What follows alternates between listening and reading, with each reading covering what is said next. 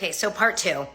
I saw a side of parents and child actors of probably more of a performative side. That doesn't mean that they were all fake, but most likely the children that came in to see us, whether we were in casting or when I was coaching, were told to be on their best behavior. Just like Jeanette McCurdy's mom told her, smile with your teeth, look bubbly, seem happy. I think as a casting director, if you really know what you're doing, you can, for the most part, have an idea if someone really wants to be there or not. I saw way too many kids that had literally no interest in acting, and you could feel it. Some kids probably could fake it better. Jeanette McCurdy seems like she could fake it really well, and she was a great actress, so it worked in her favor. However, those that couldn't fake it, and if we just asked some questions as a casting director, we would ask questions sometimes like, especially to young, a lot of times this would happen with boys, right? Like 11-year-old boys would be like, so do you really want to be here? Because auditioning, if you listen to the book, is actually, it's really, really hard. You're driving around LA traffic, you're looking for parking, you're eating in the car, you're memorizing sides, you also have homework, you're missing fun things with your friends. It's not fun to audition. So some people may enjoy it, but most don't. And I think that if you really, really love acting, you will do all the auditions because you love it so much.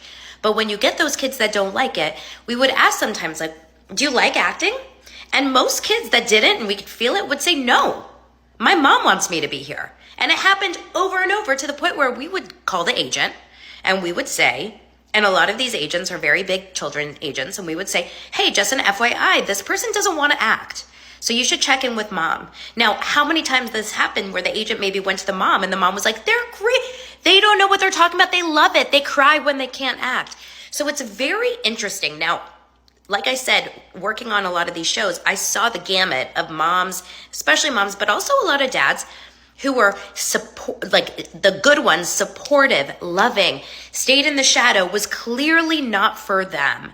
They were really there to support their child because this is what their child wanted to do, and their child was so damn good at it, and it seemed really, really great and healthy.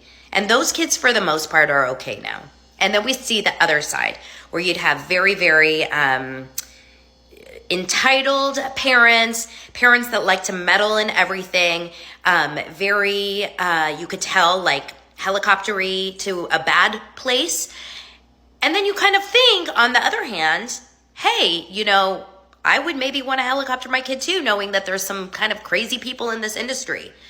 Part three, I'll tell you some stories of things that happen in my office.